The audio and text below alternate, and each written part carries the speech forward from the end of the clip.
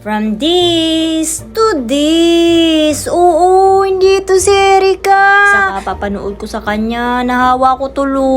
Kasama ko pala buong pamilya. Oo. Sa mga hindi nakasama, sa susunod na lang kayo pag mayaman na ako. Ang saya talaga nila dyan. Huy. Oo, hindi halatang excited sila dyan. Pati pamangkin ko. Kapit sa sobrang tuwa.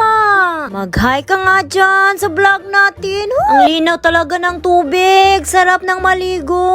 Habang sila excited ng kumain. Yung pamangkin ko talaga nagdala dito. Kita din siyang maligo. Habang sila busy pa rin sa pagkain. Kaya pinuntahan ko isa kong pamangkin. Ewan ko kung ano pang sasabihin ko dito sa vlog na to. Ang hirap kaya mag-voice over. Subukan nyo nang masubukan nyo. Natatawa na lang ako pagkatapos nito.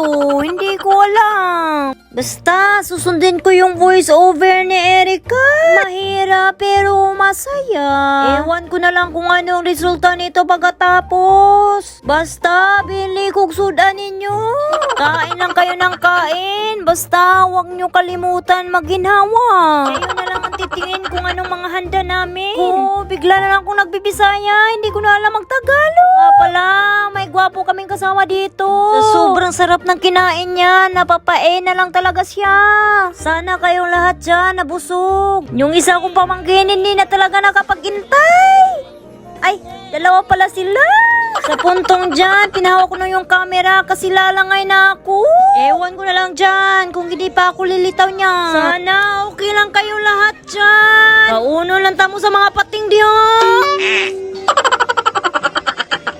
Hindi ko na malaya na sa isla hilutungan na pala kami. Hoy! Oo, hindi kayo nagkamali. Tingnan nyo, nasa isla hilutungan na pala kami. Hindi pa kami nakaabot. Naligo na sila. Yan kabilis ang panahon ngayon.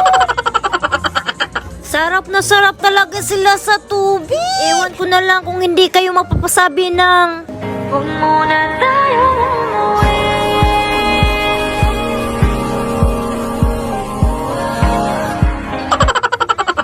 Biglang nahunong yung pag-emote ko dyan kasi may magpapapicture. At dito na naman ako sa isa kong pamangkin.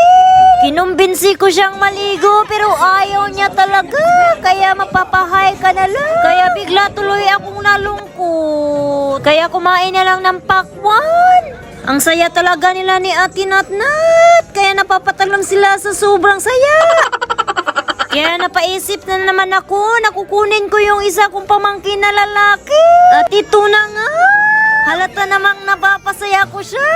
Sa sobrang saya niya, napapaiyak ko siya. Hanggang dito na lang yung vlog ko. Ayun lang. Bye-bye!